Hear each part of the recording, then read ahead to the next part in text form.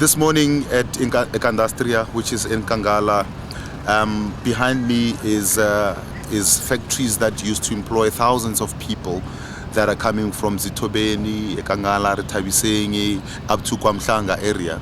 We're talking about thousands of people that used to occupy this premises as employees. 60% of these factories have now closed down. It's a sad thing because our government doesn't seem to have a plan on how to assist business to make sure that we don't die down, but even under this harsh economic conditions globally. But we need to find a solution on how we can stop the bleeding of jobs. I've just spoken to one owner of Plascon, the company that is now closing down. By next week, the company would have closed down. 430 jobs that are going to be lost by the end of next week. 3 million rand a month, as I was told, 3 million rand a month that used to go into these areas in terms of salaries that used to go into these areas, that is now not going to be there anymore. Now you would know that in Kangala and the surrounding areas is very rife when it comes to unemployment, and now to add more and more and more each and every month is really something that is worrisome. Now the DA's plan is to make sure that areas like these get renovated. Not only renovated, but you somehow declare them as tax-free zones or special tax zones, so that you are able to then attract back investment into these areas. But not only attract back investment in these areas, but also to make sure that it's well maintained, because I was told that there are 2 transformers that are feeding electricity to this area, and one of the transformers has actually died down on the people. So that used to be a backup transformer, and now they're relying on one transformer instead of having 2, one being used and one being as a backup. So now you don't have any backup. So at times when electricity is out or the transformer shuts down, you have a situation where at the end of the day you have no electricity. No electricity in some of these factories means no production. No production means you're losing in terms of your revenue. Losing in revenue, and you're having a bill to pay at the end of the month. You now start doing calculations as a business person. Do I want to continue? Can I continue? Is it sustainable? Is it not? If it's not, you pack up and you go. And this is why you're seeing this problem that is sitting here.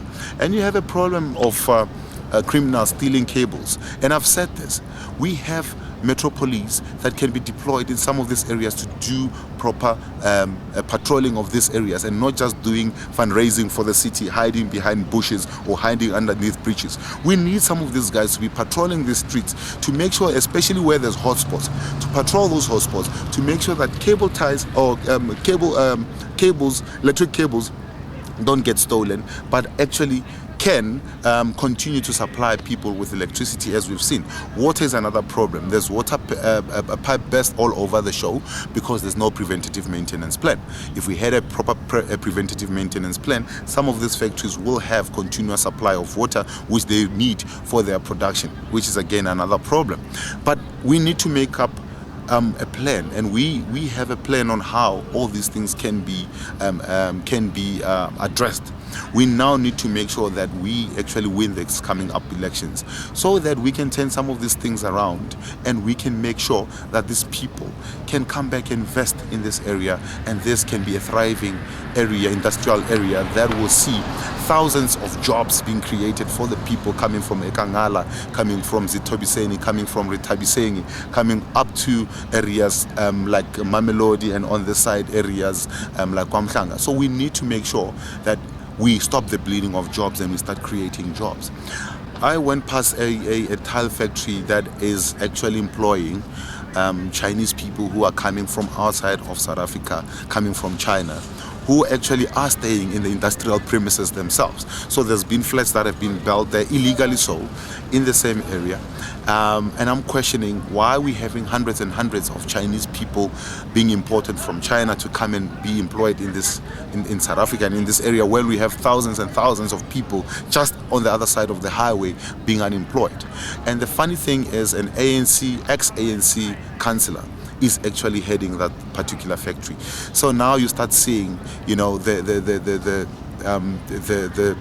the priorities, and we now start questioning whether we are really serious about alleviating poverty in South Africa. Are we serious about ensuring that South African people can progress, can have employment, and not just employment but meaningful employment? Or are we just paying lip service to the people's plight? Or are we just going to do something, or are we going to do something very, very serious to make sure that we correct this?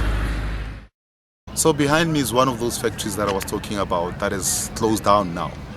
You have the infrastructure that within a couple of years from now, if we don't do anything, will actually go to decay, and will mean now a haven for criminals and drug peddlers or drug users. But if we can find a way of turning some of these factories into learning centers, as an example, where people can come and learn how to do handwork, or find a way of learning how to do artisan work. These are some of the areas that we can use, to make sure that our young people are upskilled and our young people find meaningful employment. Let us find a way of renovating some of these areas so that we can then start attracting business back into these areas, and we can breathe some economic life into these communities of ours. Because if we continue this way, I promise you, things are going to go from bad to worse, and we are heading straight for disaster.